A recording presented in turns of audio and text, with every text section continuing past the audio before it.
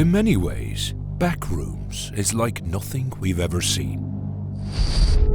Most of its runtime can best be categorized as an avant-garde experiment in surrealist mise-en-scène. Hello? And despite this fact, it has become a runaway box office hit. But Backrooms didn't originate in a vacuum, and its inspiration stretched back much farther than the viral 4chan post it takes its name from. To understand the power of Backrooms, you need to understand the unsettling and universal psychological power of liminal spaces, where the concept comes from, and how artists have created them for decades.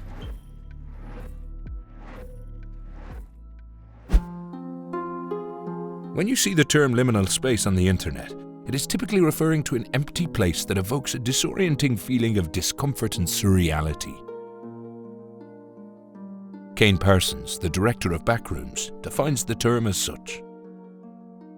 When speaking about liminal space as a photography medium more than anything, I think the first thing you'll find is a sort of a blank slate feeling. Spaces that are just specific enough to really point in the direction of like, oh, I have something to latch onto here, but also very, very ambiguous where there's no actual human presence to be found. This usage really exploded in 2019 after this photo was posted onto 4chan.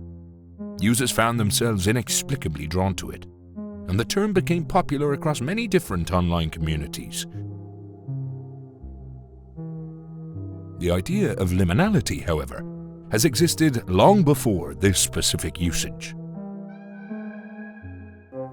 The term first gained prominence in anthropology in the early 20th century, when ethnographer Arnold van Gennep used it to refer to the disorientation one feels in the middle of a rite of passage, existing in a transitional status in their society.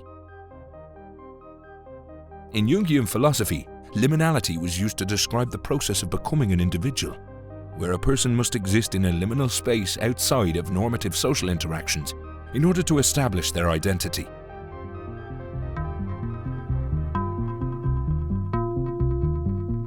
Liminality continued to find new contexts, referring to concepts such as borders, the space between two countries, twilight, the time between day and night,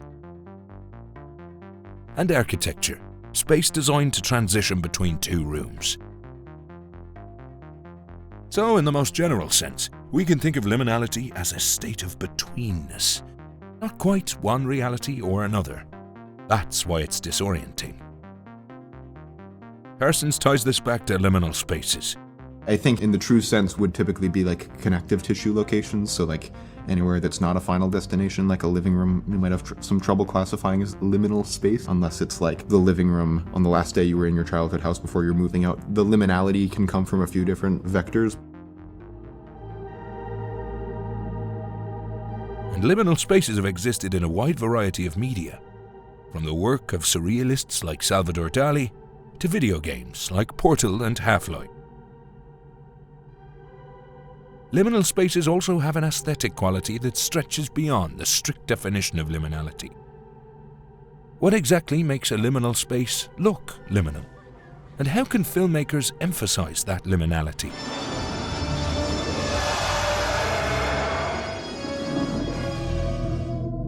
Some have argued that the root of the liminal space aesthetic is an uncanniness. Something looks familiar, but feels off. In this paper, from the Journal of Environmental Psychology, Alexander Diel identified 6 common factors that make spaces feel liminal. The first is lack, which Diel explains as rooms lacking expected or essential features like specific furniture, doors/windows, or completely empty rooms. Some of the most off-putting settings in David Lynch's Twin Peaks: The Return are the empty homes in the suburbs of Las Vegas. They feel strange simply because they are lacking any furnishing we would expect in these spaces. The minimalist, monotone color grade further emphasizes the sense of lack. Oh my God, Dougie, what the hell? Where'd you get that suit? Next is repetition, where elements within a space repeat to the point of surreality. We can see this in the liminality of the Overlook Hotel in Stanley Kubrick's The Shining. Hallways are fitted with repeating patterns, and the hallways themselves all look identical. Kubrick captures these spaces with long, smooth tracking shots in order to emphasize the repetition and make the hotel seem ever more maze-like. Third is placement, where familiar objects are placed in unusual positions. This shot from last year at Marienbad feels abnormal simply because of its blocking. Nothing is overtly surreal, but the placement of figures in the scene makes the space feel off. Alain Resnais captures it all in an extreme wide shot, drawing attention to the placement.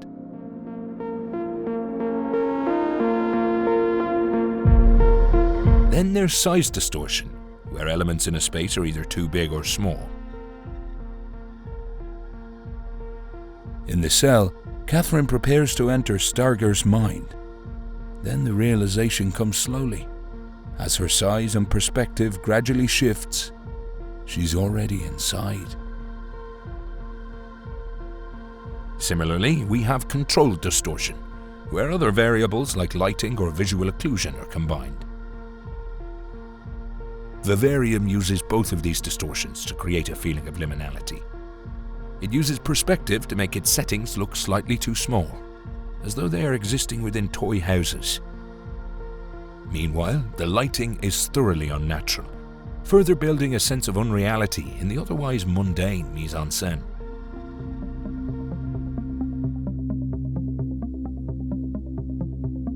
And finally, there is social presence. Liminal spaces are almost always absent of people. The shopping mall in George Romero's Dawn of the Dead feels eerie simply because it's devoid of shoppers. The production design in the space is as faithful as possible to your typical 1970s mall, creating a level of familiarity in the viewer that is crucial to building a liminal space. So it's obvious that artists and filmmakers especially have been creating liminal spaces for decades. And yet it's hard to deny that the concept has become much more popular in the 21st century than ever before.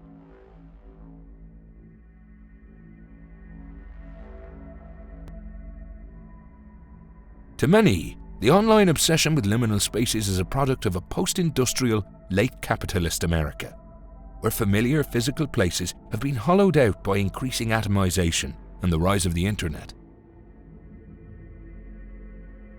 There's a reason Backrooms takes place in a surreal 1990s environment. Its retro production design creates a warped nostalgia for something long gone.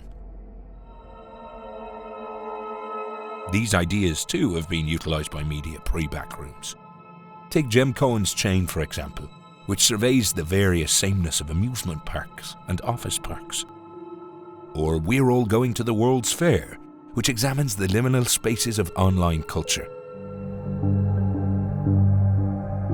The concepts behind these 21st century liminal spaces also extend beyond the United States. Wang Bing's West of the Tracks contains multitudes of eerily empty spaces that cropped up as a result of China's changing economy. Kiyoshi Kurosawa's Pulse finds horror in the liminal spaces created by the tech boom in Japan and the human disconnection that followed. And so liminal spaces are linked to the anthropological use of the term, seizing upon and speaking liminal moments within societies experiencing a transition between one period and another. Perhaps this is why liminal spaces feel so universal, so familiar to us all, and yet so distant. The concept of the liminal space is both distinctly modern and rooted in a long tradition of surrealism.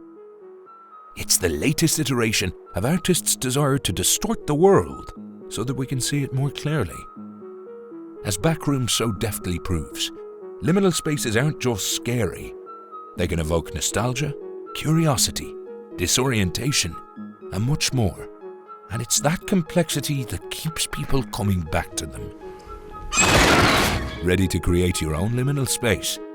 Get started on your own movie with StudioBinder's pre-production software. Until next time, Don't be afraid to get caught in the in-between.